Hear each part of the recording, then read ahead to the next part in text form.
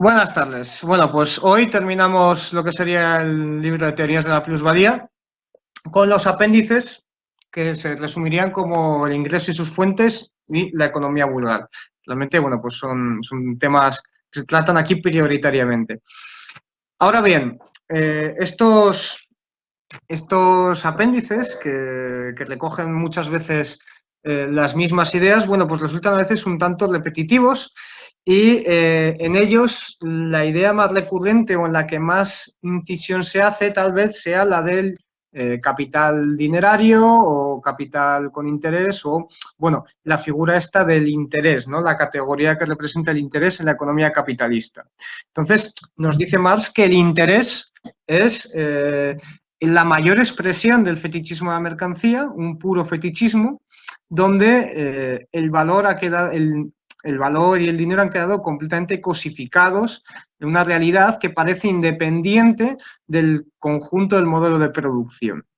Así, el ciclo que nosotros hemos conocido como el ciclo capitalista de dinero, mercancía, dinero, es decir, requiero del dinero, que es una de las formas del capital, requiero de dinero para comprar mercancías que sirvan de medios de producción para hacer otra mercancía que pueda vender en el mercado, es decir, todo esto sería el proceso de producción, con venderla al mercado con una ganancia, ¿no? Por eso la D'. Bien, pues aquí el ciclo de producción, que como ya digo, pues se limita así muy resumidamente a esas tres fases de capital originario, compra de medios de producción, producción y venta con beneficio, pues aquí queda resumida a D'. Es decir, dinero que da lugar a más dinero, capital que alumbra mayor capital, sin en este caso haber contratado a ningún tipo de trabajo asalariado.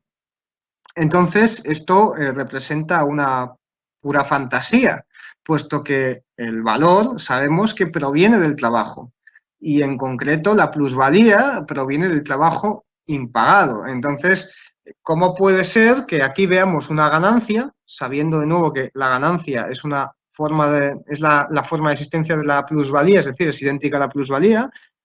¿Cómo puede ser que aquí tengamos una plusvalía, una ganancia, si no ha habido explotación del trabajo?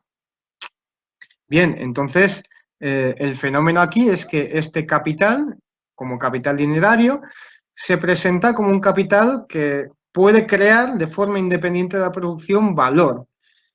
Marx usa el ejemplo de Moloch, que es un dios que aparece en la Biblia, que debía ser una representación de un dios fenicio, el cual pues básicamente dedicaba, bueno, exigía sacrificios humanos, sacrificios de niños, para poder alimentarse y continuar con el sistema funcionando bien, ¿no? Pues entonces identifica en este caso concreto este sistema con Moloch, ¿no? Pues identifica el sistema del capital dinerario, de reclamar continuamente interés a los capitales como digamos, este sistema depredador. En todo caso, lo cierto es que antes del capitalismo ya existía relaciones de préstamos, ¿no? De arrendatario y arrendador. La curiosidad aquí es que estas relaciones, que antes eran relaciones de usura, se presentan ahora como relaciones de crédito y de interés, que son categorías que se diferencian de lo que era anteriormente la usura. Por lo tanto, pues, como en el caso de la renta de la tierra, son herencia de formas de producción precapitalistas que no van a desarrollarse en su forma capitalista completamente hasta que se desarrolle la ganancia. ¿Por qué? Porque es del desarrollo de la ganancia como categoría, es decir, de la existencia de la ganancia como realidad social, tanto en lo que se refiere a relaciones sociales como en lo que se refiere a existencia de un excedente sobre la producción, bien, pues esto es lo que va a dar lugar a las categorías del capital dinerario como las conocemos a día de hoy. Es decir, lo que va a dar lugar al interés tal y como lo conocemos en nuestros días y al sistema de crédito tal y como lo conocemos en nuestros tiempos.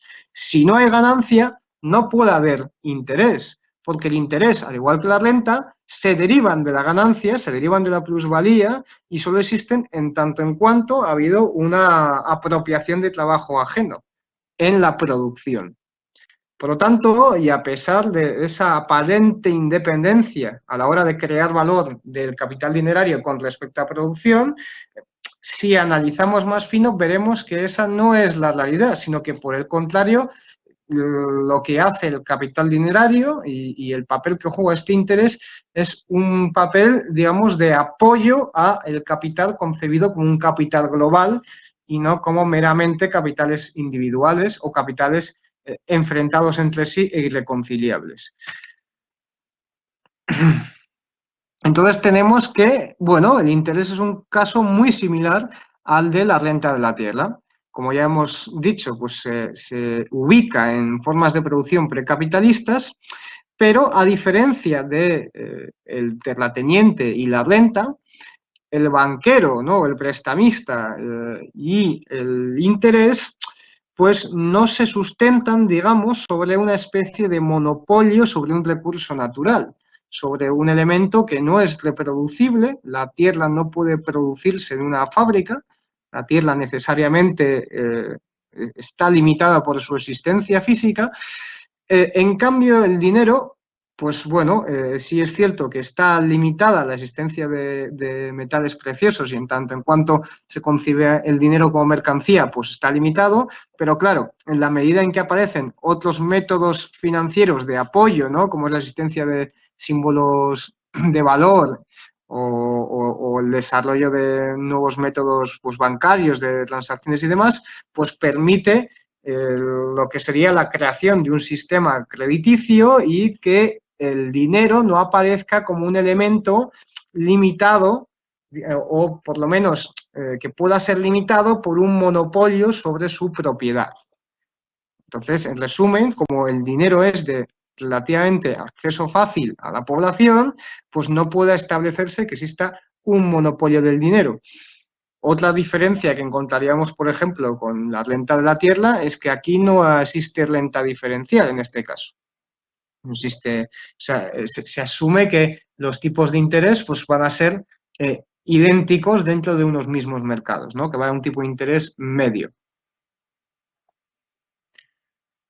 Entonces, como ya decía, aparece el sistema de crédito que tiene una serie de funciones de apoyo a la acumulación y que incluso vendría a representar al capitalismo como capital global, ¿no? Como el conjunto de todos los capitales.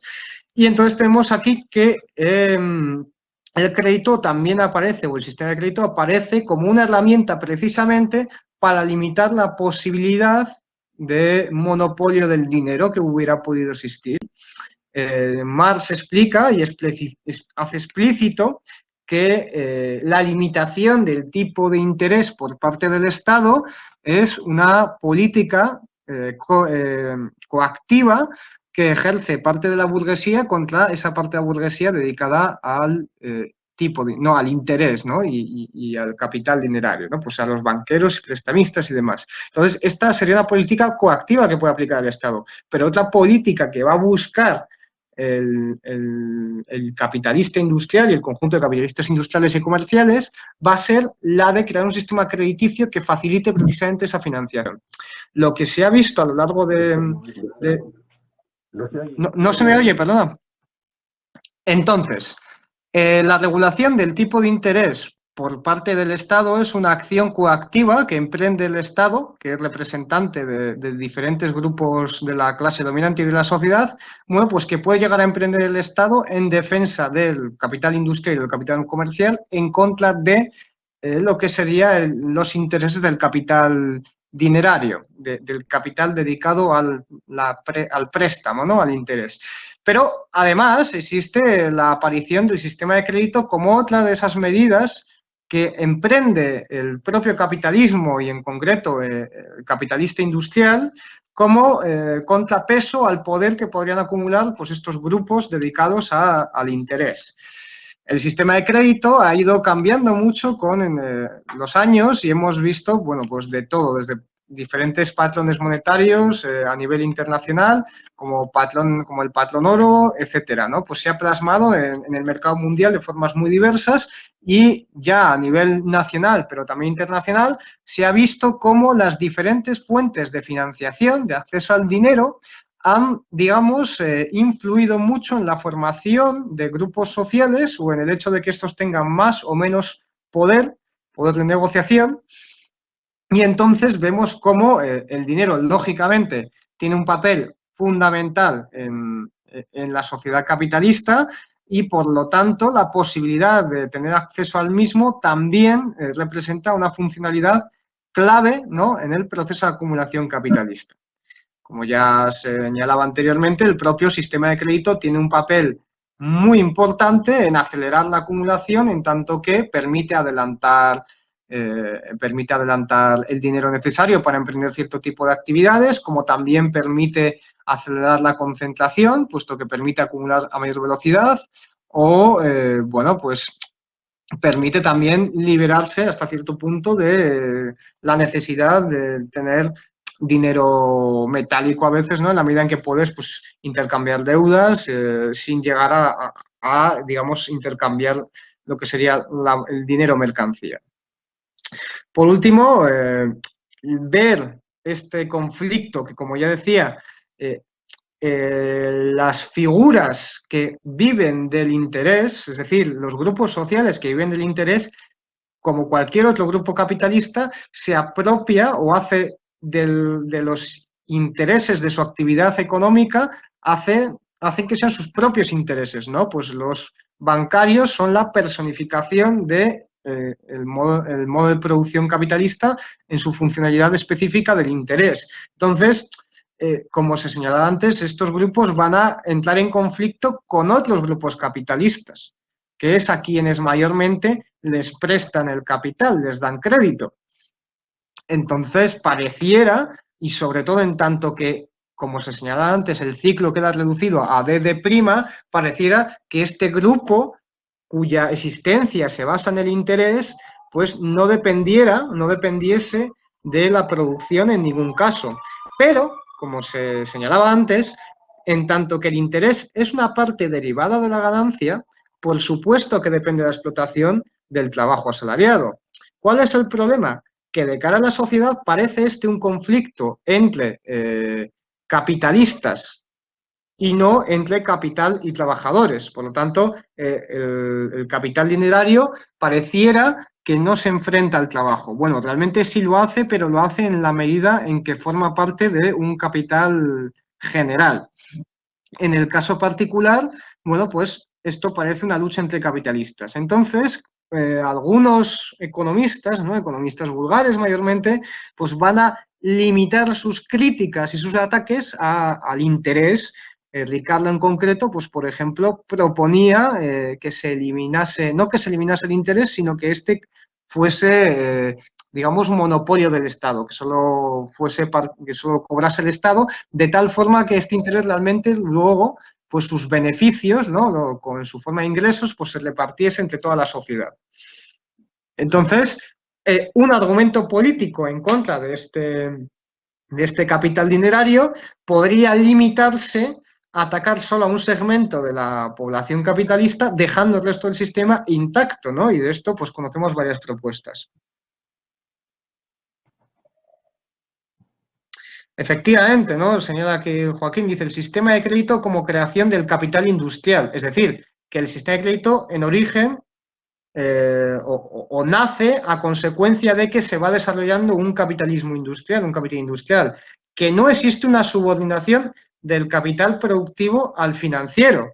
Es decir, que lo que antes eran banqueros usureros, que eran formas poco desarrolladas de este tipo de producción, van a conocer su auge y digamos, su florecimiento con el avance del sistema capitalista como modelo de producción. Es decir, impulsados precisamente por esta idea de capital industrial. Recordemos que por capital industrial nos referimos a estos capitales que dentro de su proceso de valorización se encuentra precisamente el proceso productivo que enajena trabajo, porque luego está el capital comercial que no necesariamente tiene que explotar trabajo en el sentido de apropiarse de trabajo impago en un proceso productivo, ¿no?, de creación de mercancías.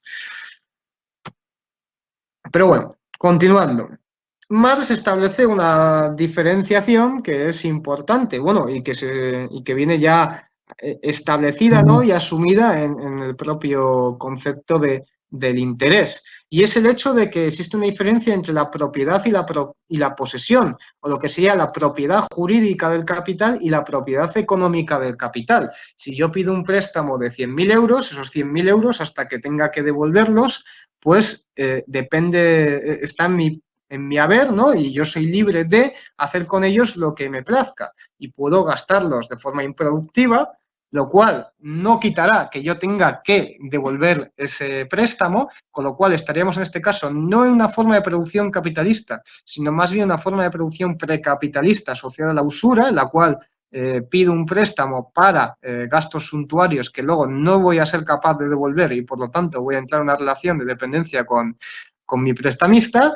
O, por el contrario, bueno, pues yo puedo, digamos, apropiarme de este préstamo y emplearlo de forma productiva de tal forma que pueda producir una serie de mercancías, es decir, comenzar un ciclo productivo, vender estas mercancías y obtener unos beneficios que me permitan tanto devolver la deuda como el interés, como finalmente pues tener una ganancia de carácter industrial a la que se le ha restado, de esa ganancia creada, a la que se le ha restado la parte que se corresponde al interés, que bueno, pues me permita acumular y ejercer mi papel de capitalista que acumula de forma ampliada y sigue expandiendo la producción económica. Entonces tenemos que el interés nace de la propiedad, es decir, realmente no nace de la propiedad, pero nace de la ganancia, pero se presenta ante la sociedad como algo que se deriva de la propiedad capitalista, de la propiedad sobre el capital, de la propiedad sobre ese dinero, pero que, bueno, luego lo que se haga con ese dinero es indiferente de cara a la devolución, pero que igualmente, como ya se decía anteriormente, los banqueros hasta o en gran medida se les entiende en el proceso productivo, tenemos que diferenciar entre esas dos formas de utilizar ese capital, ¿no? Pues la propiedad, digamos, jurídica y económica, la diferencia entre tener algo y realmente ser su propietario. Entonces tenemos que la tasa de interés pues, viene limitada por la ganancia, es decir, si el tipo de interés superase a la ganancia, pues la clase capitalista estaría robándose a sí misma y no sería un modelo sostenible, porque el interés se deriva de la ganancia y no puede superarlo. Si lo superase, pues no tendría ningún sentido pedir dinero porque no sería posible devolverlo con esa tasa de ganancia media. Pero, por otro lado, y a diferencia de otras tasas que igual podemos ver en la sociedad capitalista, el tipo de interés se determina a precios de mercado, es decir, representa el precio del dinero y no se ajusta a ninguna ley. La única ley que, como ya digo, se le puede imponer al tipo de interés es la de no superar la tasa de ganancia media. Cabe concluir que de las funciones específicas que se derivan del desarrollo del modelo de producción capitalista, pues surgen formas específicas de capital. Formas específicas de capital tanto en su existencia dentro del modelo productivo, es decir, el papel técnico que desarrollan, cómo participan, de qué se encargan, por ejemplo, el capital comercial, de acelerar la venta y la circulación mercantil, de limitar esos tiempos. Esa sería su función específica. Pero no solo esta especificidad en qué papel cumplen dentro de todo el modelo productivo, sino también en qué papel cumplen dentro del modelo, digamos, político, ¿no? Del modelo político que se deriva, que se implica del modelo de producción capitalista. Es decir, de formas específicas de capital surgen también grupos específicos de capitalistas con intereses políticos particulares, ¿no? Y que, obviamente, como se ha visto antes, como se mencionaba anteriormente, pues pueden existir conflictos y luchas entre estos grupos capitalistas. En concreto, por cierto, Marx habla de una serie de épocas en las que, bueno, pues los industriales se van a enfrentar al capital dinerario, lo cual, pues de nuevo, podemos asociarlo a las épocas de principios del siglo XIX en Inglaterra, cuando se están debatiendo leyes sobre la la importación de trigo y hay de nuevo pues un debate, un conflicto entre terratenientes y capitalistas industriales.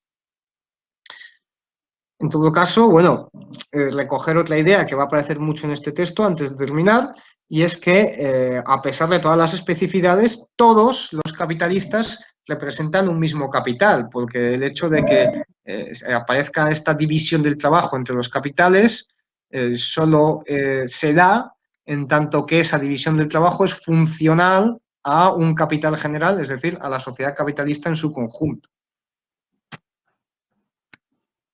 Bien, en estos capítulos, y me temo que no pueda expresarlo con toda la precisión necesaria, pues porque no he podido meterme en profundidad, se tocan diferentes temas metodológicos de mucha importancia, ¿vale? Tiene que quedar claro, ¿no?, que muchas de las categorías que encontramos en un nivel de abstracción pueden no ser inmediatamente lógicas con lo que se encuentra en otros niveles de abstracción.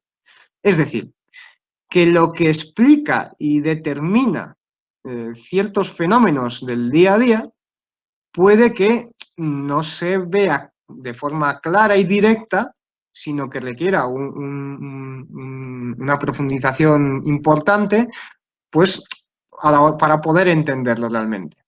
Entonces, por ejemplo, la plusvalía, que es una categoría importantísima en el análisis de Marx, es una categoría que apenas podemos medirla, digamos, en la realidad concreta, ¿no? Digamos, en una realidad más inmediata y menos abstracta.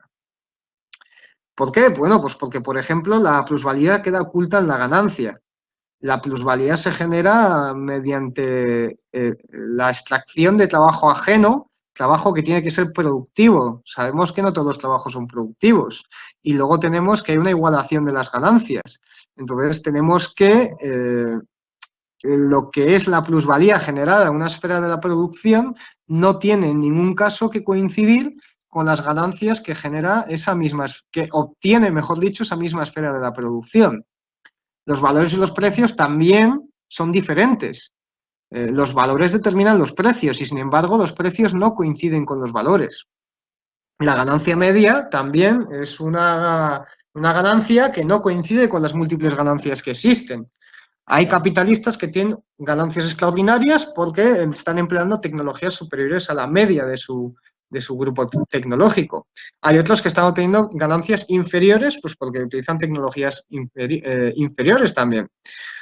Esto no es algo, digamos, que vaya a analizarse en el análisis general o en el análisis de las categorías más importantes, más abstractas, mejor dicho. Es cuando se va yendo hacia la realidad concreta que vamos a ver la cantidad de contradicciones que exhibe el proceso. Entonces, digamos que la esencia de estos procesos pues no es directamente perceptible, no es directamente comprensible, y solamente cuando estudiamos precisamente el proceso como algo dinámico, repleto de fenómenos contradictorios, pues podremos entender cuáles son las tendencias y las leyes que mueven y que dan sentido a dicho proceso.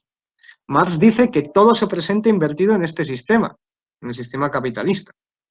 Por ejemplo, tal y como lo conciben algunos autores, pues pareciera que el producto del trabajo es el salario y que el producto del capital es el interés y que el producto de la tierra es la renta, como si la riqueza creada, la riqueza nueva, la creasen objetos inanimados como son la tierra y el capital. No. Esto obviamente proviene, toda esa riqueza nueva proviene toda ella del trabajo. Pero claro, aquí se presenta invertido. Se presenta también invertida la relación entre el capital y el trabajo. El trabajador ya no es aquel que utiliza los medios de producción, sino que los medios de producción emplean al trabajador. O sea, el trabajador se somete a la máquina y no al revés. Entonces, esto es una de las inversiones de este sistema.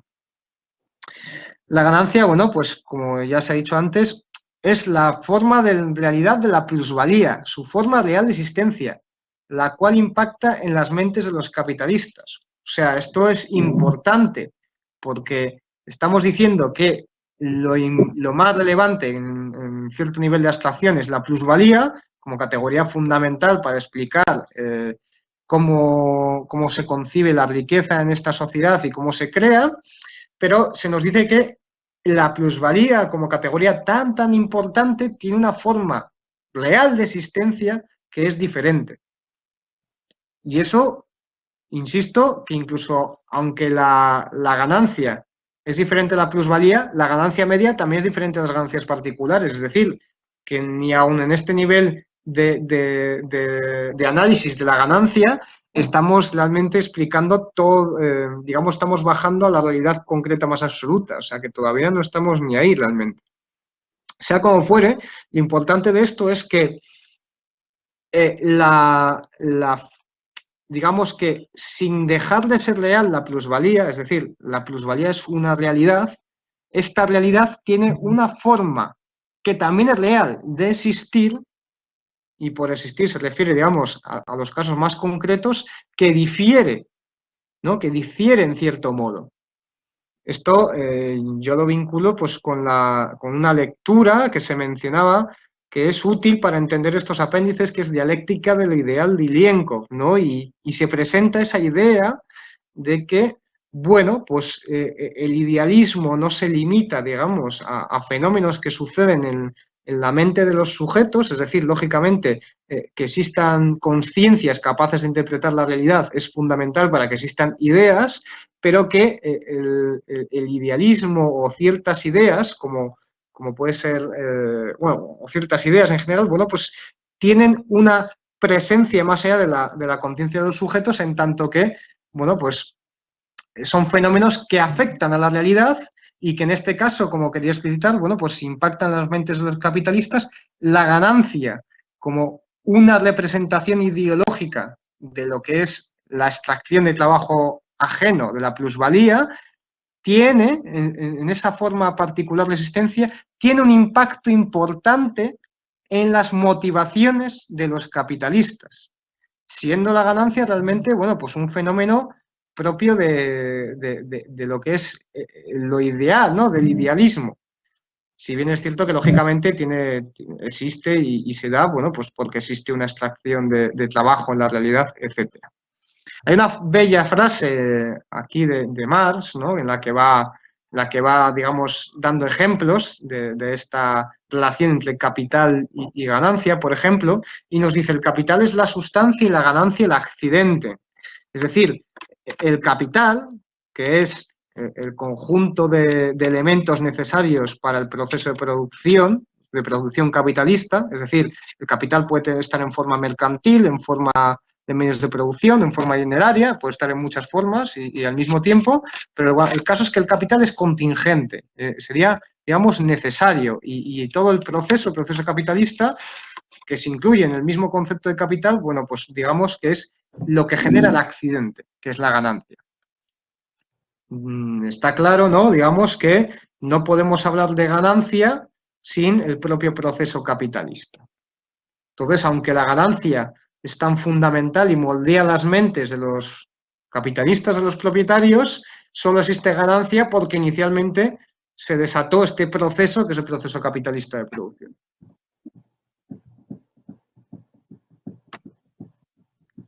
Entonces, hay un punto que resultaba muy interesante, que aparece en las páginas 442, 443, por esa zona, en la cual, pues, digamos, se podría hablar de que se presentan tres métodos, ¿no? En cuanto a métodos de análisis. El que emplean los economistas clásicos, y esto se dice para explicar por qué ellos toman esa postura que toman, el método de Marx y el de los economistas vulgares. Los economistas clásicos, que vienen que antes de ellos, bueno, pues había una preponderancia de la filosofía como ciencia, antes que la economía política, bueno, pues ellos comienzan a ser un cambio, pero tienen, digamos, una serie de fundamentos filosóficos importantes detrás de sí.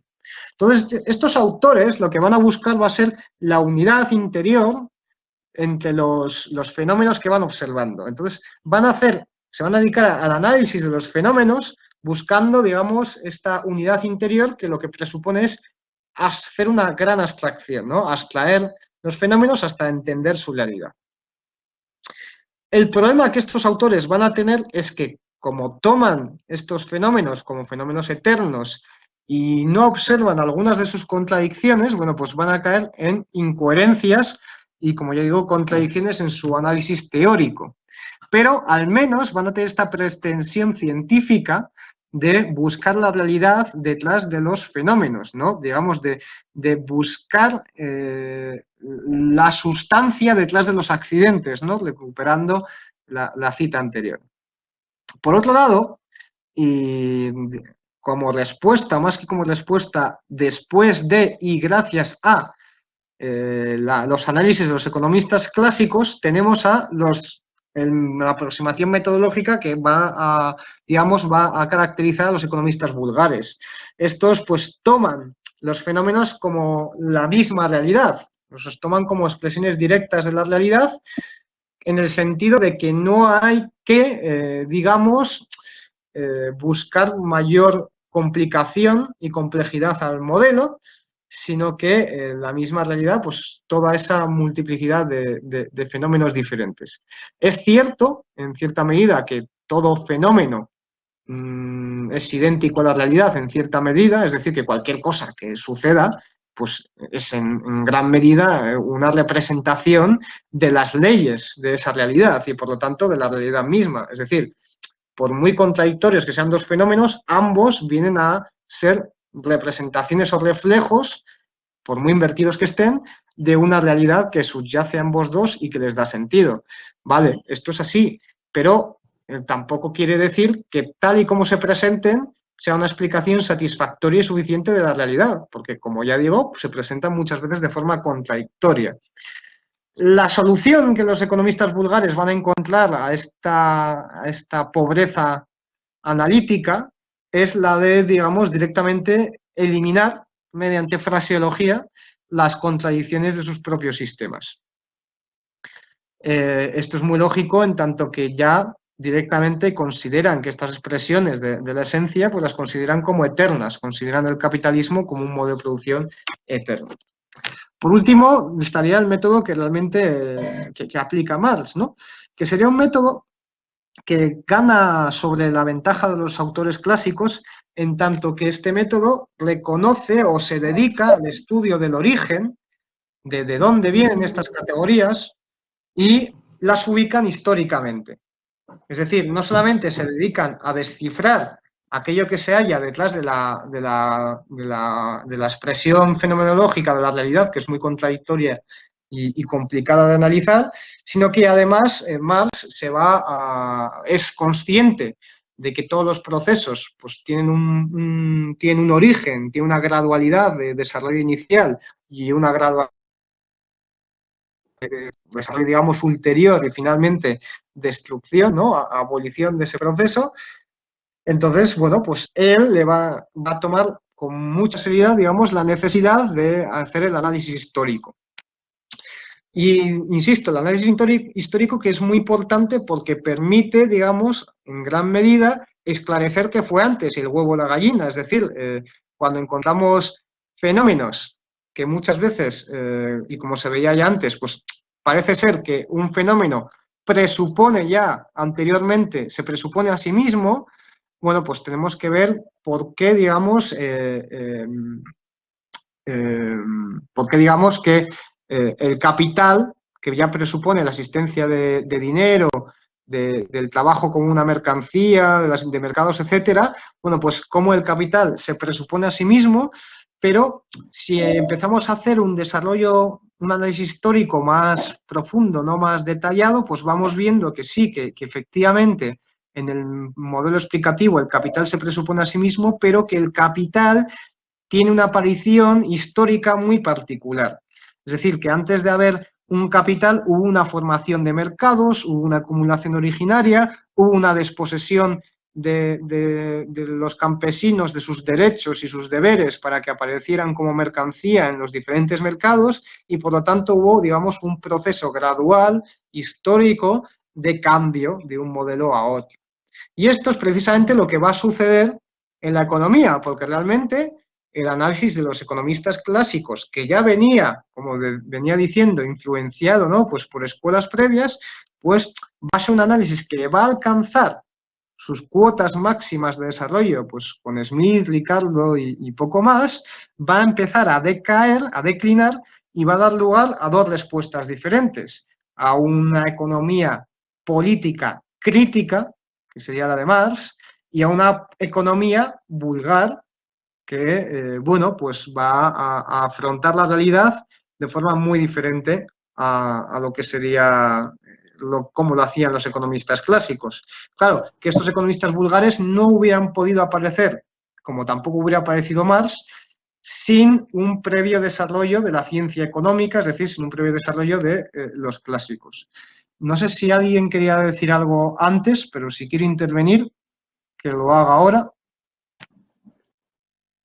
Bueno, eso de economía crítica, como se ve en la página 442, Marx lo considera la economía crítica en un nivel inferior al de la propia economía vulgar. Los economistas críticos, estilo Proudhon y demás, están por debajo de los vulgares, porque, como dice, los economistas vulgares conciben las formas de la distribución como formas de la producción sub alia especie, es decir, bajo otra forma, mientras que los economistas críticos las distinguen y ni siquiera son capaces de reconocer su identidad. Esa distinción entre producción y distribución, por cierto, también es muy propia de un marxismo vulgar bastante difundido, que da lugar a todas esas teorías absurdas, esas políticas ridículas, que el capital financiero domina el capital productivo y todas esas historias se ven en muchos autores, ¿no? Y más en esta época de la globalización. Por lo tanto, ese concepto de economía crítica no es muy de Marx, que digamos. Sí, bueno, sencillamente la ha acuñado como crítica, pues por ponerle un elemento diferenciador. En el texto como tal, Marx explica lo que él considera, sí, lo que él considera el método de análisis apropiado, se dedica a criticar otros métodos de análisis, pero no le da, que yo recuerde, un nombre al método que le emplea en estas páginas. Sencillamente era eso, por establecer una diferencia, ¿no? Obviamente luego con Proudhon pues le dedica unas páginas que yo no me voy a meter a analizarlas, pero que bueno, que están ahí, que son precisamente para hablar de estos economistas críticos que son todavía efectivamente incluso más básicos en un sentido peyorativo que los economistas vulgares.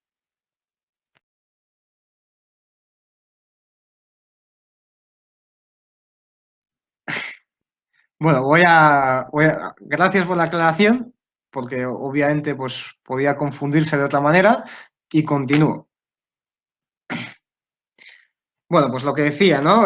A medida que se desarrollan las ideas de los economistas clásicos, estas van a encontrar sus limitaciones, sus límites, y van a aparecer, digamos, dos reacciones críticas a a esta economía clásica, lo que serían los economistas vulgares, y otra economía que va, digamos, la economía de Marx, que va a recoger los aciertos de los economistas clásicos y va a continuar sus líneas acertadas de investigación, pues por nuevos derroteros que van a dar lugar, bueno, pues a lo que sería ahora sí, una teoría del valor sin contradicciones internas, en el sentido de contradicciones que le hagan inoperante e inútil a la hora de explicar la realidad. Por el contrario, los economistas vulgares van a coger esos mismos principios, acertados o no, de los economistas clásicos y al someterlos a una práctica ecléctica y en general a una práctica superficial que no atiende a los criterios científicos, pues van a despojar a los pocos principios acertados que podían haber elucubrado los economistas clásicos, los van a despojar de valor y de sentido, y por lo tanto, pues por ejemplo, en el texto explícitamente se comenta la diferencia que existe entre la concepción que tiene Ricardo de interés y la que tienen algunos economistas que supuestamente son seguidores suyos. Entonces, la cuestión está en que cuando un principio de la economía clásica, ya fuese este acertado o no, se convierte en un dogma y encima se inserta en otros marcos teóricos sin tener en cuenta todo el valor de esa categoría, es decir, todas sus implicaciones, se insertan estos marcos teóricos que pueden ser diferentes e incluso exclusivos, es decir, que en el sentido de que no pueden coincidir en dos modelos diferentes el uno con el otro, bueno, pues tenemos que este tipo de recuperaciones, ¿no? De mantenimiento de estos principios, pues los mantiene sí de nombre, nominalmente, pero no en esencia. Porque claro, al traicionar el marco teórico que les dio lugar, pues entonces ya no tienen el mismo valor explicativo ni el mismo encaje. Esto es, bueno, lo que sucede cuando se toman estas aproximaciones eclécticas. Sea como fuere, pues finalmente nos dice Marx que este desarrollo de la economía vulgar, que inicialmente puede ser más vigoroso, pues va a tender cada vez más a tener un carácter apologético, más dogmático y cada vez más alejado de los principios que le dieron lugar, ¿no? De esos principios de la economía clásica. Marx, mira, efectivamente a su método lo denomina genético, ciertamente, porque él dice que va a estudiar, digamos, un poco la genética de las categorías, que yo creo que es una referencia al carácter orgánico de todo el análisis. Es decir, es una referencia a que el proceso de producción capitalista pues se puede parecer a un organismo vivo, que es un organismo con diferentes procesos que lo componen y cuyas partes pues también tienen cierto grado de autonomía, ¿no? Pues que cuenta con categorías que encajan dentro de unas dinámicas muy particulares y que tienen, como ya digo, cierta autonomía. Pero bueno, insisto, genético, pues por la metáfora, ¿no?, que se establece con los cuerpos, los seres vivos, y cómo esa metáfora encaja muy bien con el sistema capitalista como un modelo de producción histórico que incluso, como los propios seres vivos, está sometido a mutaciones, es decir, está sometido a cambios estructurales, ¿no? Está sometido a cambiar y dejar de ser un modelo capitalista y que, bueno, que la sociedad se rija por otros modelos económicos. Bueno, aquí la pobre diapositiva no ha quedado como debiera, pero Marx también incide en que existen otros problemas metodológicos a la hora de esclarecer la causalidad de ciertos problemas, ¿no? En el concreto, por ejemplo, los precios. Los precios incluyen, por ejemplo, lo que sería la renta de la tierra en la medida en que incluyen productos de consumo obrero, es decir, salarios, que muchos de ellos vienen de la producción agrícola. Por lo tanto, los precios de ese tipo de productos pues ya incluyen, por ejemplo, la renta. O en la medida en que hay que pedir un préstamo para producir, digamos, sillas, por ejemplo, pues se va a incluir ya en el precio de esas sillas el coste de ese préstamo, ¿no?, el tipo de interés, etcétera. Realmente, lo fundamental en el modelo de producción capitalista para determinar los precios, pues va a ser el trabajo pagado y el trabajo impago. El trabajo, es decir, la relación de explotación va a ser lo que fundamentalmente nos va a servir para explicar, digamos, este tipo de precios. ¿Por qué? Bueno, pues porque al final es lo que determina los precios, es el valor está determinado por la cantidad de trabajo abstracto que contiene esa mercancía, por lo tanto va a ser las variaciones en qué parte se corresponde a los trabajadores y qué parte se corresponde a la clase capitalista lo que va a determinar estos precios, que luego obviamente pues va a haber muchas más oscilaciones y variaciones que eso sí son de carácter menor dependiendo de cómo se distribuya esa ganancia entre el conjunto de la clase capitalista. Otro elemento interesante, y lo comento así un poco por encima, es el hecho de que Marx identifica para calcular la ganancia como lo fundamental el hecho de conocer los precios de mercado. Los precios de mercado, pues porque nos determinan, por un lado, a qué precio vendo yo el producto que estoy produciendo y, por otro lado, a qué precio compro yo los productos que son para mí medios de producción necesarios para producir. Entonces, claro, ¿qué estoy comprando? Pues estoy comprando salarios, pero también estoy comprando otro tipo de mercancías que lógicamente han sido producidas por otros capitalistas bajo un régimen de producción capitalista, y además puedo estar utilizando un capital, en este caso en concreto un capital dinerario, que lo haya obtenido gracias a un préstamo, ¿no? Entonces, lo que nos dice Marx es que, bueno, pues ya en el caso de las realidades concretas y particulares hay que tener en cuenta, digamos, los precios de coste y los precios de mercado, es decir, los precios de venta, eso de cara a la producción en concreto. Lógicamente, para alguien que pide un préstamo, el interés se incluye como un coste más de la producción. Y, entonces, pues estos son una serie de realidades que ya los capitalistas concretos en su cotidianidad pues saben trabajar con ellas, porque son elementos contables ya bastante conocidos. Es importante una cuestión que dice Marx, no recuerdo ahora en qué página, en la cual habla del profit upon alienation, que es esta idea del beneficio basado en la alienación, pero en este caso no en la explotación del trabajo asalariado, sino directamente lo que sería en el robo. Da igual si es robo mediante violencia, estafa o lo que sea, pero robo en todo caso.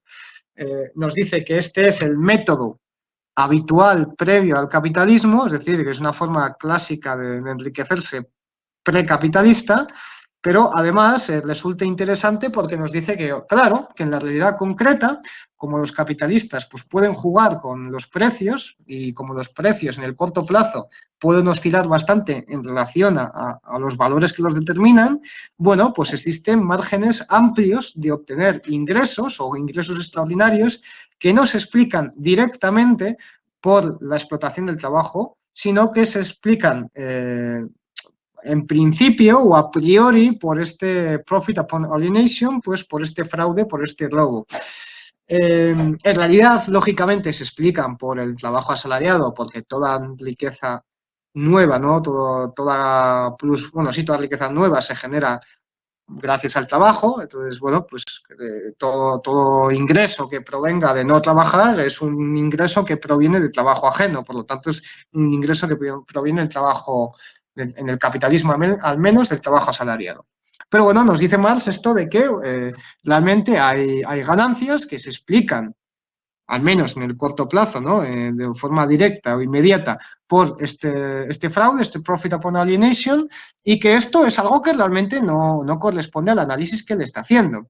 Claro, él nos dice que, sobre todo los economistas vulgares, pero también otro tipo de economistas, se fijan fundamentalmente en, digamos, cómo se presenta la realidad directamente. Entonces, para ellos, la importancia de compra barato y vende caro, pues es mucho más relevante.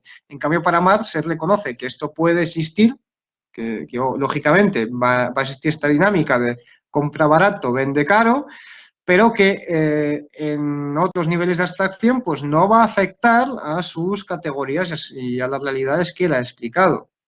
Entonces, claro, pues sí, va a haber muchísima oscilación dependiendo de la astucia de los capitalistas a la hora de determinar ganancias particulares y precios específicos, pero que esto no es, digamos, una realidad que caracterice al sistema, sino que es una realidad coyuntural del sistema. Lo que caracteriza al sistema son una serie de tendencias que subyacen precisamente a estas expresiones concretas. La idea del profit upon alienation aparece en estas páginas de la edición del siglo XXI, nos dice Joaquín, pues sobre la página 423, pues si alguien lo quiere comprobar.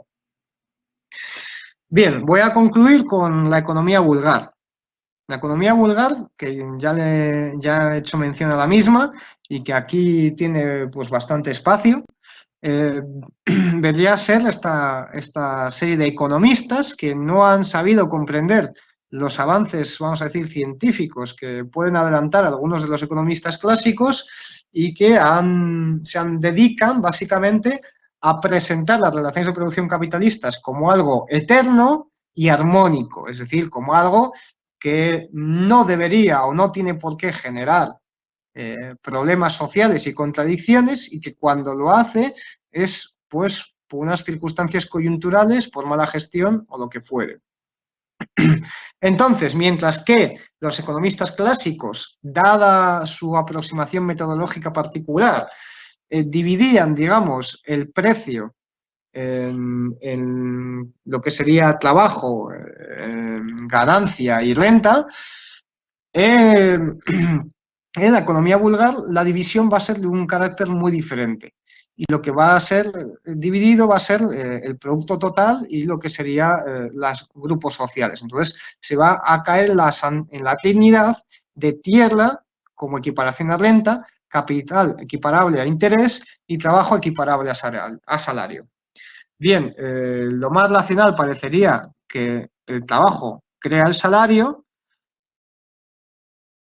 la renta y el capital pues no pueden crear nada, puesto que no son sujetos activos, sino sujetos pasivos de la producción, pero bueno, esta es la presentación que ellos hacen y la representación que ellos hacen en la mente, ¿no? De que el capital es el que genera el interés y por lo tanto este interés ya debe ser concebido como parte de la producción y del precio, y la tierra pues daría lugar también, ¿no? a una renta, ¿no? Daría lugar a la renta. Entonces, la aproximación con los economistas clásicos es diferente, puesto que digamos que en un caso se entiende que tierra, capital y trabajo son el fruto de una serie de categorías económicas, como son salario, interés y renta, eso por la economía vulgar, mientras que por la economía clásica el fenómeno es diferente.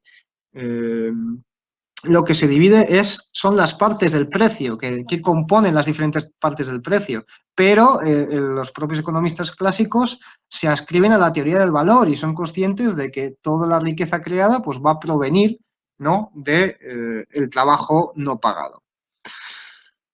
Entonces, y como ya había ubicado anteriormente, estos economistas vulgares son eclécticos, y son eclécticos porque necesitan presentar la economía como algo armónico.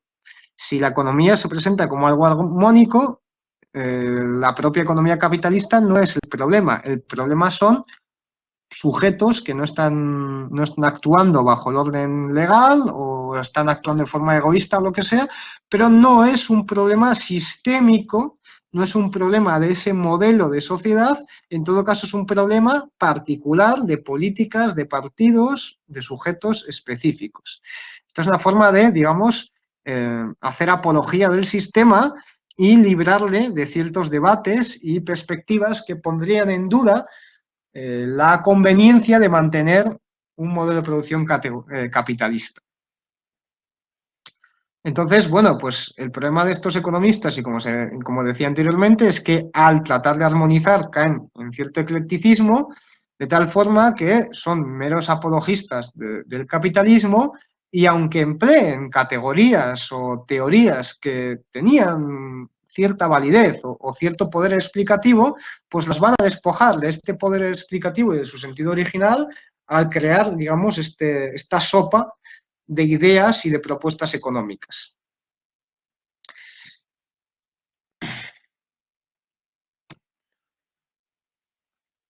Y bueno, pues ya terminaba mi presentación de nuevo con esta idea del Profit Upon Alienation, que es una forma previa a la producción capitalista y que no entraría, de acuerdo con Marx, en el análisis del capital en general, puesto que pertenece a un nivel de abstracción menor. Mira, por ejemplo, se habla, de nuevo cita Joaquín, en la página 476, los altísimos intereses abonados en la Edad Media, alienation, ¿no? Bueno, pues realmente esos altísimos intereses abonados en la Edad Media es porque esos intereses se corresponden con un modelo de prestar dinero, ¿no? De prestamista, que es el del usurero y no el del banquero capitalista. Al usurero, digamos, no le importa que tú no le devuelvas el crédito, siempre y cuando tú le puedas dar algo a cambio de su crédito. En los casos de la antigua Roma, si tú no pagabas al usurero, podías acabar siendo esclavo del usurero, ¿no? Tu persona podía convertirse en propiedad del usurero. La grandísima diferencia, y bueno, esto y otros muchos temas que aparecen en estos apéndices, aparecen en el libro tercero del Capital, porque aquí hay una cantidad impresionante de elementos que se van a explicar en el tercer libro del Capital, porque pertenecen a ese nivel de abstracción que es mucho menor y mucho más concreto, que es el que ya empieza a dividir, digamos, el capital en capital comercial, capital dinerario y capital industrial, etcétera.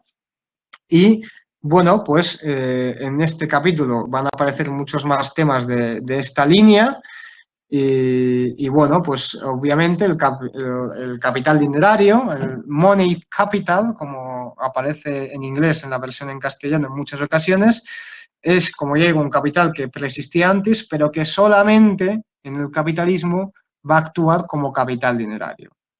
Es decir, en la Edad Media, altos intereses que muchas veces no aseguraban que se pudiese devolver ese préstamo con el pago de los intereses, sino que aseguraba precisamente que no se podía devolver el préstamo, pero esto no era un problema porque, digamos que era la función que cumplía en la sociedad ese capital usurario. En cambio, en el capitalismo, la usura es un delito y está limitada precisamente porque intereses demasiado altos que pudieran sobrepasar la tasa media de ganancia serían un obstáculo a la producción y pues si son un obstáculo a la producción, es decir, son un obstáculo a la acumulación capitalista, son también un obstáculo a la posibilidad de realizar y obtener ganancias de forma acrecentada.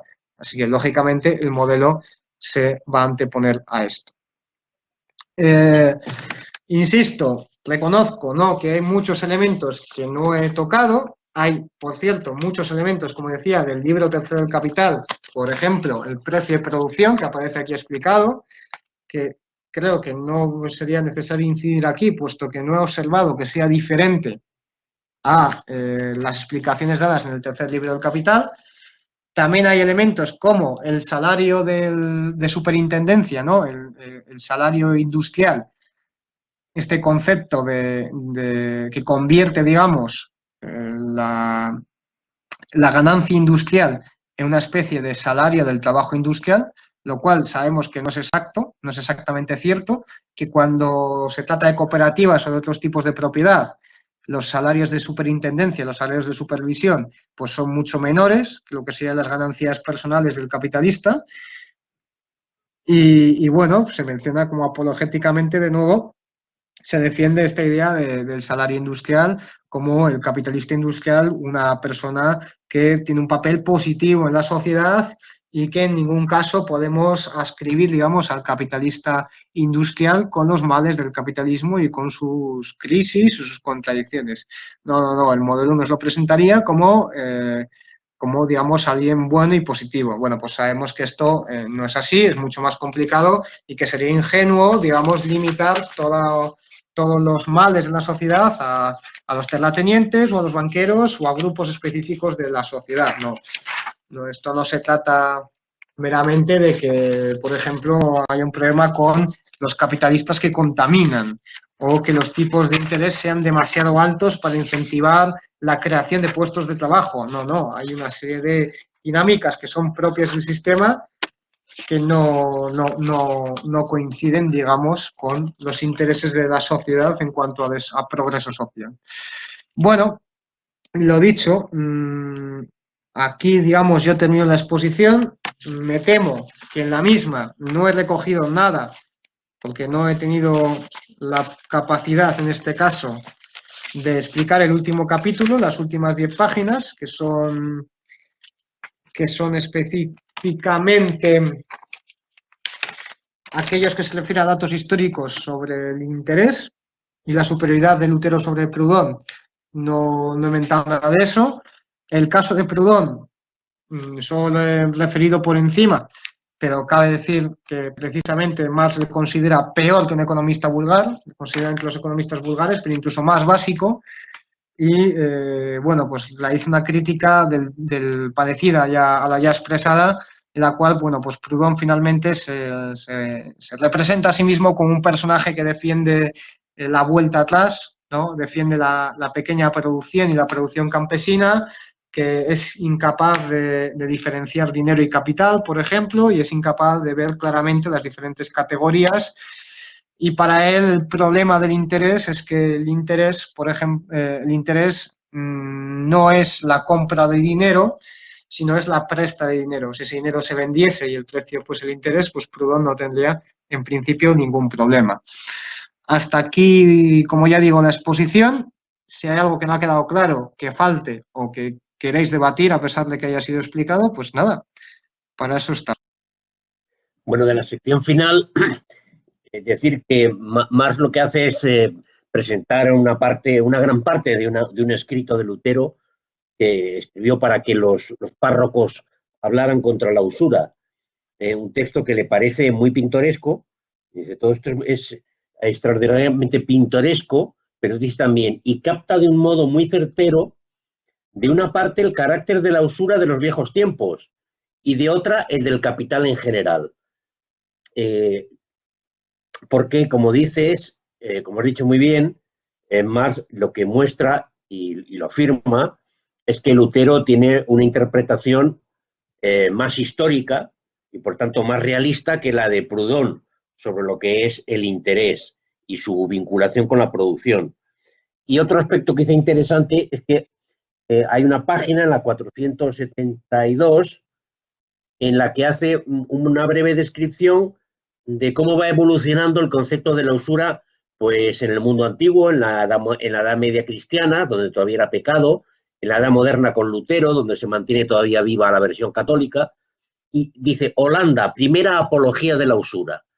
Es decir, la usura en el mundo antiguo, en la Edad Media cristiana, etcétera, es visto como algo negativo y tiene que aparecer las relaciones mercantiles capitalistas que surgen en Holanda para que la usura pase a formar parte de lo bueno y lo conveniente. Porque dice luego en la Inglaterra del siglo XVII ya no se polemiza contra la usura, sino contra el tipo de interés. Y en el siglo XVIII pues llega Bentham, que ya es la apología absoluta del capital a interés y de la usura y demás, y la economía vulgar. Con lo cual es el aspecto más probablemente más interesante de esa parte final. La usura, el préstamo a interés, es santificado por el capital, cuando antes había sido demonizado en todas las épocas históricas anteriores.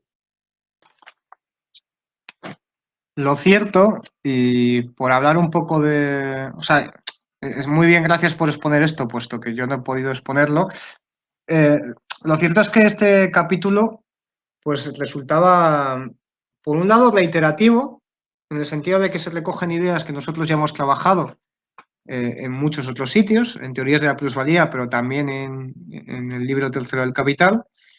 Pero además, y con lo machacón que era con algunos elementos, porque hay elementos que los trabaja una y otra vez desde la misma perspectiva, resulta bastante interesante algunos de, bueno, el tema metodológico que yo mencionaba y que me temo que no he explicado al 100%, pero también otra serie de cuestiones que me parece muy interesante, pues cómo Marx las aproxima y cómo las concibe. En concreto, me parece terriblemente interesante cuando habla de la existencia real de la plusvalía, que es la ganancia, es decir, la ganancia como existencia, como forma de existencia real de la plusvalía.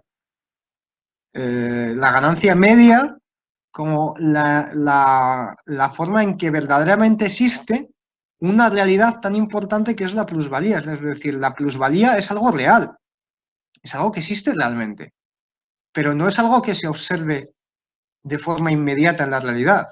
¿Por qué? Porque su forma de existencia es diferente a su esencia. Bueno, esto me parece que tiene unas implicaciones metodológicas pues muy relevantes, ¿no?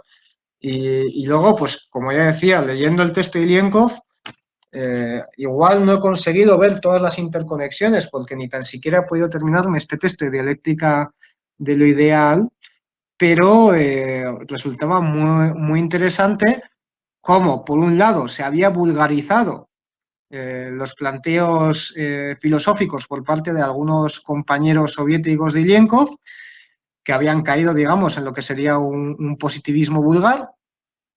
Y luego, al mismo tiempo, bueno, pues parecía muy, muy interesante el planteo que lo sitúan en Platón, ¿no? Ese problema epistemológico, que es el hecho de decir, oiga, que lo ideal, obviamente, nace en el cerebro de la gente, pero toda la realidad ideal existe como una realidad, que es independiente de los sujetos individuales.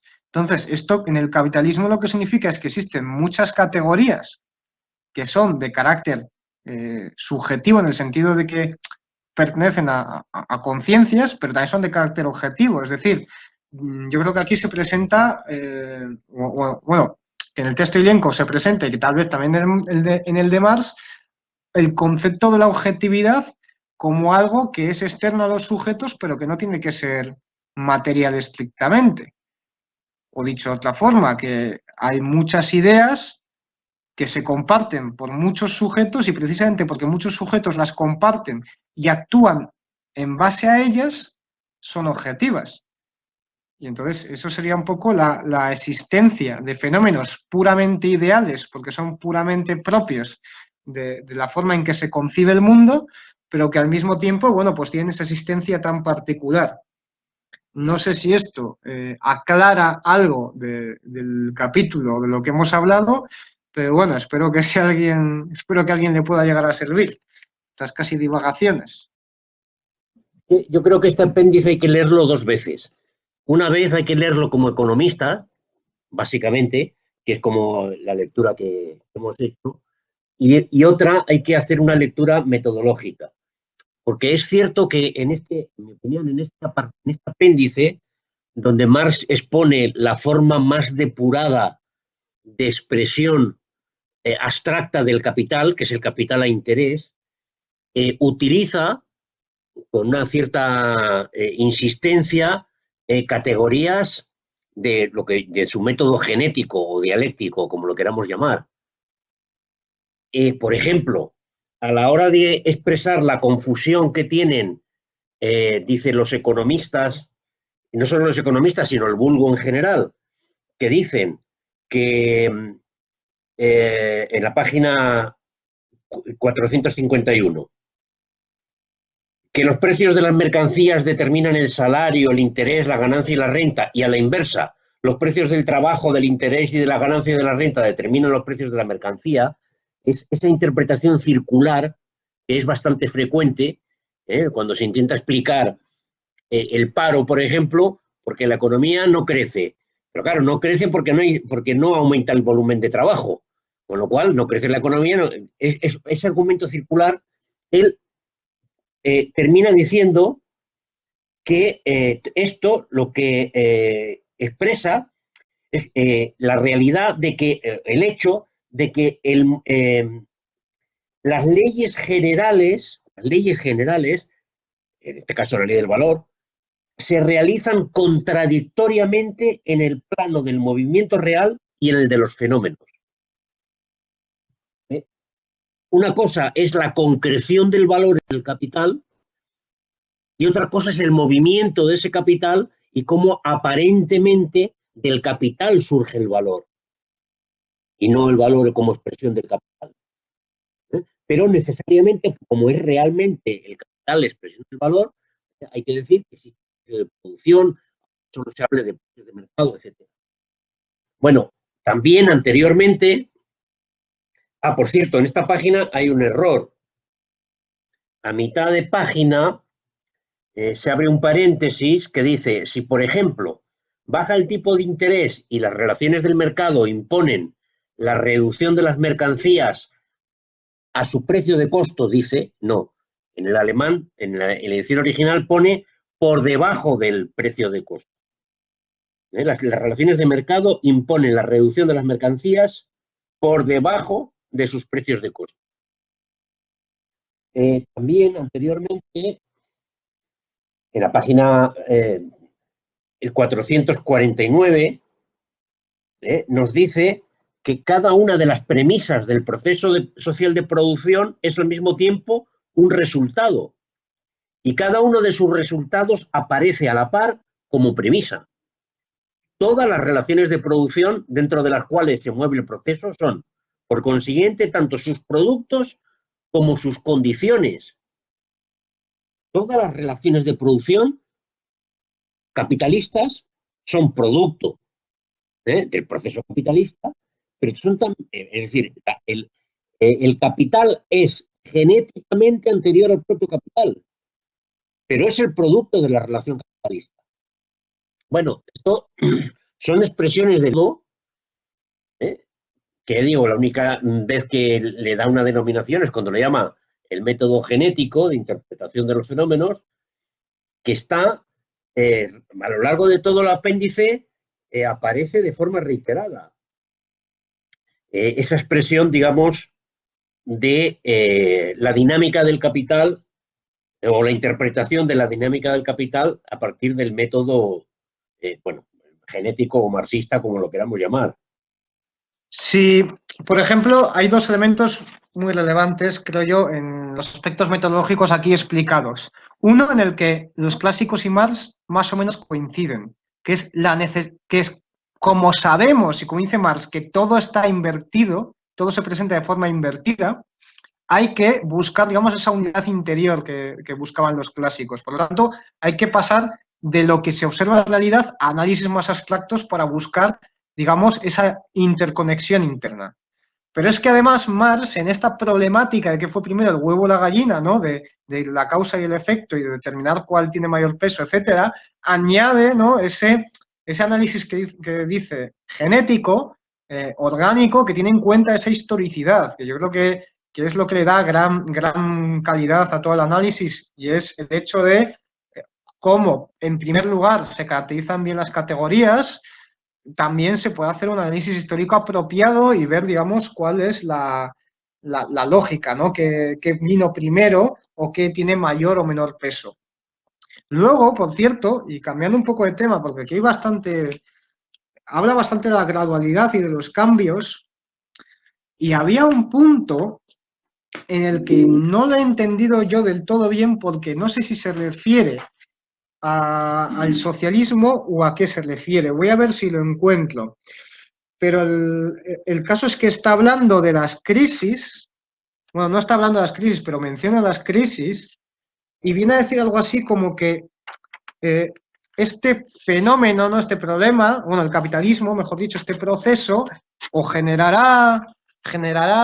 tiene divergencias, es muy interesante porque dice, tiene divergencias, el sistema va a tener oscilaciones y divergencias que se van a anular y que van a coincidir en el medio plazo, pero también va a tener divergencias que van a ser de carácter acumulativo y que por lo tanto van a devenir o bien en crisis, dice, o bien en cambios graduales. Entonces, en ese punto, y no sé si yo me he expresado con todo el acierto, no sé si por los cambios graduales se está refiriendo a una especie de reformismo del capitalismo o a una especie de solución dentro del capitalismo de algunos problemas del capitalismo, o a qué se refiere en concreto. Entonces voy a ver si encuentro la cita específica. Mientras buscas esa cita, y para cerrar el tema de la génesis también, y de la vinculación con el trabajo de Ilienkov, la página 435, Marx da otra ilustración de lo que es su sistema genético, o histórico, o materialismo histórico, con el ejemplo de la evolución de la vida orgánica a la vida humana.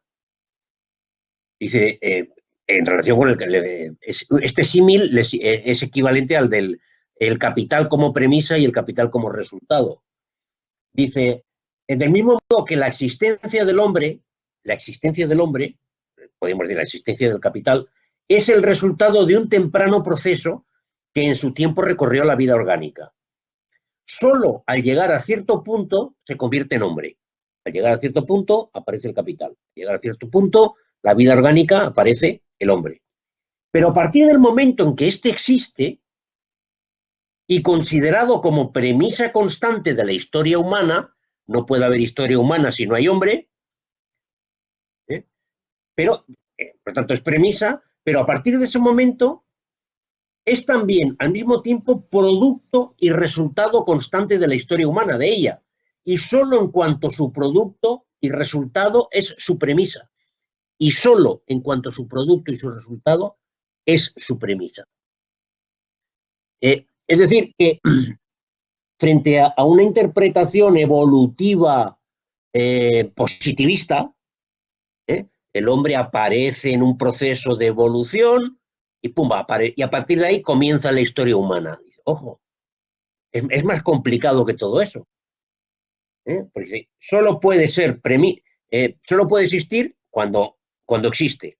Pero desde el momento en que existe, solamente su proceso de existencia, en el desarrollo histórico de su proceso de existencia, genera su condición como premisa. Esto que lo refiere al hombre, si lo traducimos también para el capital, es lo mismo. El capital, cuando toda esa discusión sobre si la fase del capitalismo mercantil es una fase previa a la del capitalismo industrial, o si hay una fase intermedia entre la Edad Media y la sociedad capitalista. El capital es premisa.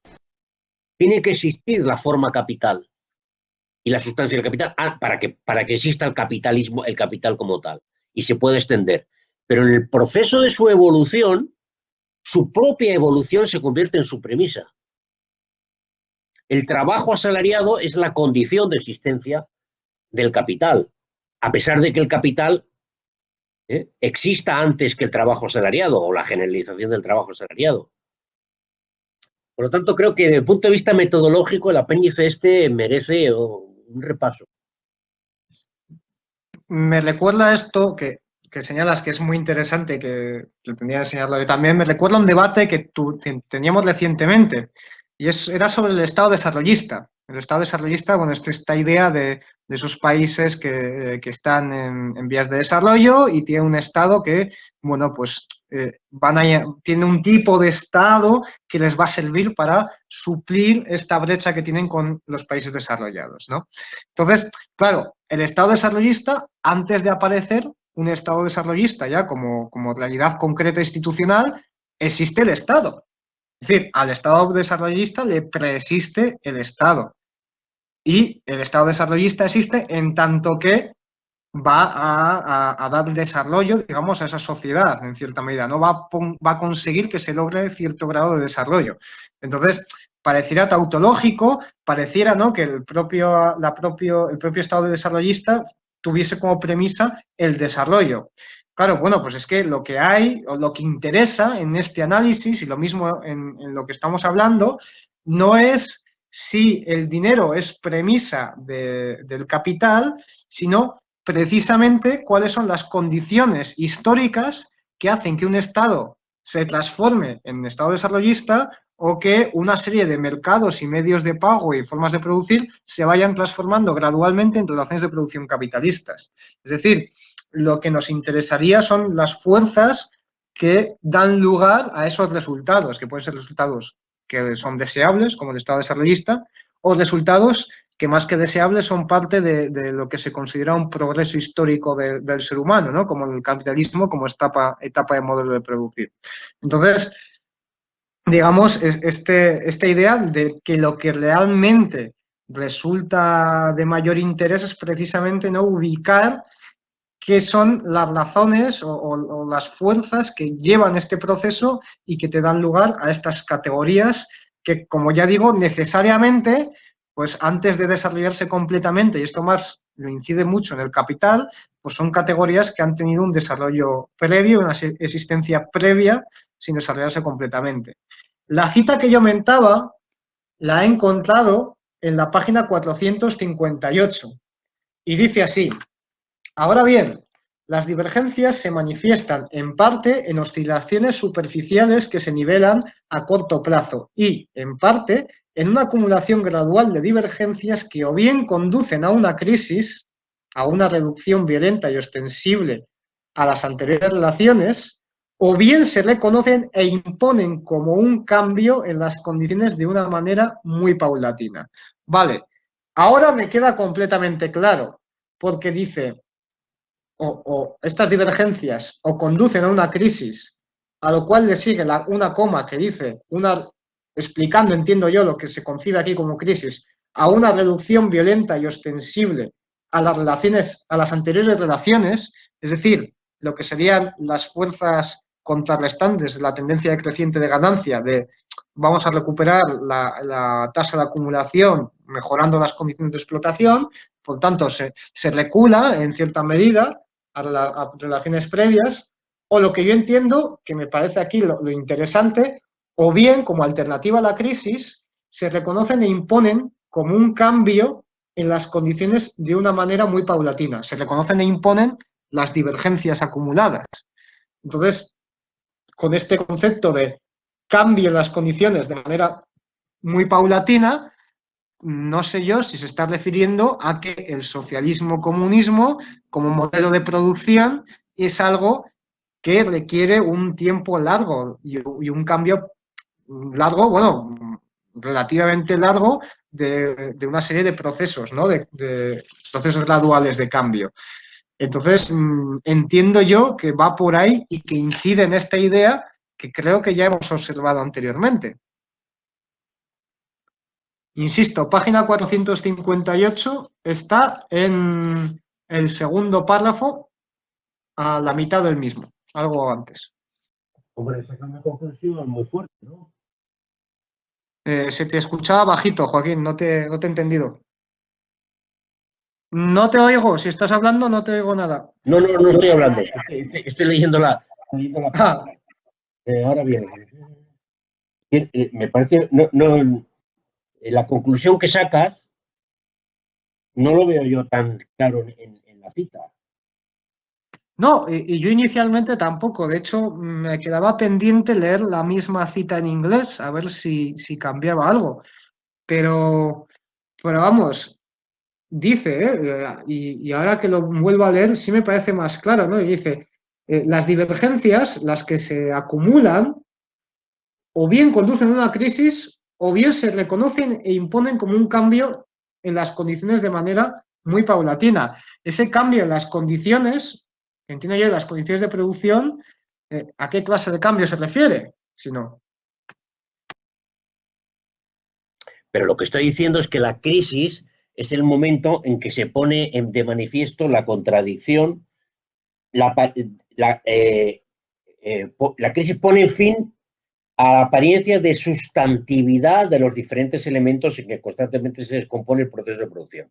Es decir, esa cosificación del capital, ese capital que de ser una relación social cada vez se presenta más como una cosa, gracias sobre todo a la forma del capital que devenga interés, del capital usurario, del capital financiero, como lo queramos llamar, la crisis pone de manifiesto que no son cosas, que son relaciones sociales.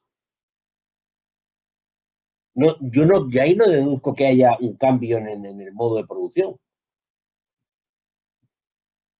O una crisis, a una reducción violenta y ostensible a las anteriores relaciones, o bien se reconocen e imponen como un cambio de las condiciones de una manera muy paulatina. Pero la crisis es siempre manifestación de la contradicción del capital, no del paso de un modo de producción a otro. Hombre, entiendo, y volviendo a leer, entiendo que, claro, se refiere a las condiciones de la productividad fundamentalmente, de las condiciones técnicas y de explotación del trabajo. Entonces, igual a lo que se refiere es a precisamente un cambio paulatino en esas condiciones de productividad que permitan continuar la acumulación de forma normal, tal vez.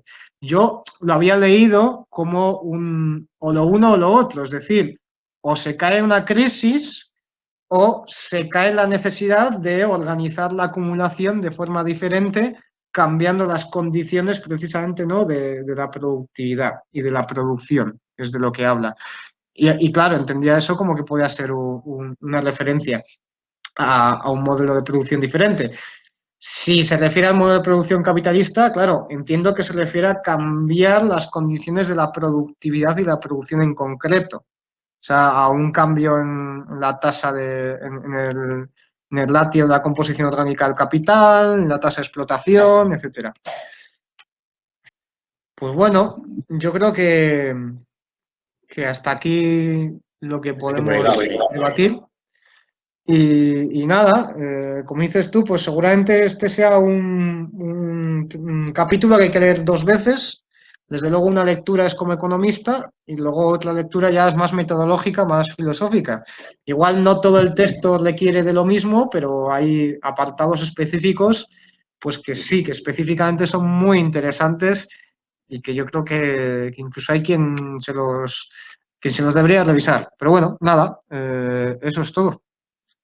Pues eso, terminamos la día.